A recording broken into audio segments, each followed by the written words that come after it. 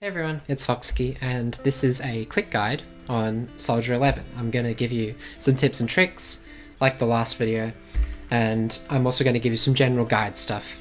The things you probably know already, but I feel obliged to tell you. So, how you play this character is you get enough energy to skill or enough decibels to ult, and during ideally stun uptime, you use your skill or ultimate, or both, or one of them, to give yourself intervals where you can just mash your basic attack as fast as you can. The intervals you gain will always be 2 full combos of your auto attack string, unless you interrupt it with a dash attack, or if you get interrupted and you have to restart your combo from the beginning, which is not great, but yeah, what can you do?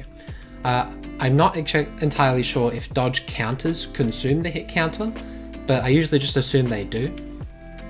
You can say in the comments if you know they don't, but if you have to dodge counter, it's not really a damage loss. The motion value is a lot bigger, so don't worry too much about it. Now, first tip, and what you're probably all here for, how do you do the timing on Soldier 11's normal attacks?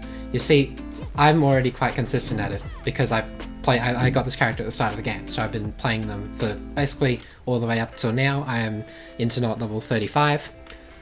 So how do you do it? It reminds me a lot of playing Incineroar in Super Smash Bros. Ultimate, where there would be a visual and audible indicator when I needed to use my special to actually time it properly, and it's the same with Soldier 11. So basically what you're looking out for, or rather listening out for, is the end of your attack animation and the noise or sound effects that it produces. So when you swing the sword, you'll notice that it makes a noise.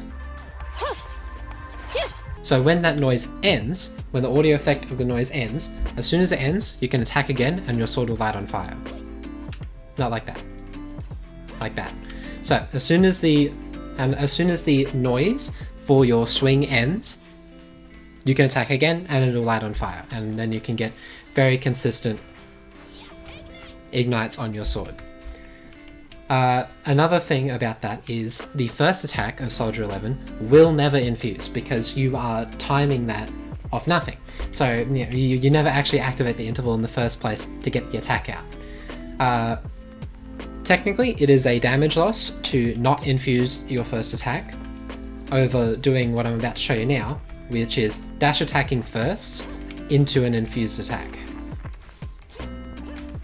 So, sorry, it's hard to do the infusion thing when I'm talking. I promise it's consistent in gameplay, you'll see it in a moment. But basically, if you dash attack, it has double the motion value of your uninfused normal attack 1, and that lets you infuse your normal attack 1 because you activate the interval off your dash attack, and it increases your motion value by about 50%-ish. So you'll get more damage if you cancel your dash attack into your infused normals.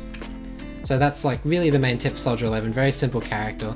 You just activate. Ideally, you should never even do the timing thing. Like you should only need to do the timing thing for about 1 combo before you get enough energy or decibels to just mash on the character, and that's really what it's all about. So you should be just using your skill and pressing the button as much as you can until you can actually switch off, do your chain attacks, whatever. So yeah, that's really all the tips I have for Soldier 11. See you in the guide section. For Soldier 11, since she's an attack character and is only here to deal damage, the build is much simpler. The fire set is incredibly good in this game, with an astounding 30 substat rolls of crit rate for free. Lock in this option for optimal output, it's undoubtedly the best one. For her offset 2-piece, just go the Woodpecker free 8% crit rate, as if your other units aren't applying a lot of burn, you're not going to have amazing uptime on your fire set until Soldier 11 uses her skill, from my experience. Other 2 pieces, if you somehow overcap on that, can be the Hormone Punk for free 10% attack, or the Puffer Electro for a little bit of penetration. W engines for Soldier 11. I would actually not run any of the 5-star options unless it's her own signature. The Brimstone is a pretty good option, as it's a very large amount of attack, and her only max rarity option for the time being until we get an actual 5-star that has beneficial passes for her. Good news for free to play at the very least. For 4-star options, you're basically stuck on Starlight Engine. It's a bit behind her signature option, but it's also free. So grab those easy gains, your options are basically put out on a plate for you. You don't really have to think too much about it. For your flexible main stats, use the 4th stat to get crit, like most damage characters, preferably of the crit damage variety because you're going to have so much rate. Your 5th stat should be designated to your elemental bonuses, obviously fire, and your 6th stat should be attack percent. Once again, replacing anything for more attack or penetration is also okay, but it's going to be worse on your big 3. No worries about the 1 to 3 pieces because your main stats are locked in, and for substats, just build more crit, attack, and penetration if you want to invest more into Soldier 11's damage output. For her talents, DPS characters should have everything leveled, really. Unless you only use her while the enemy is stunned in a single target boss killing scenario. In that case, just skip out on your dodge talent and possibly the assist talent if you're feeling frugal.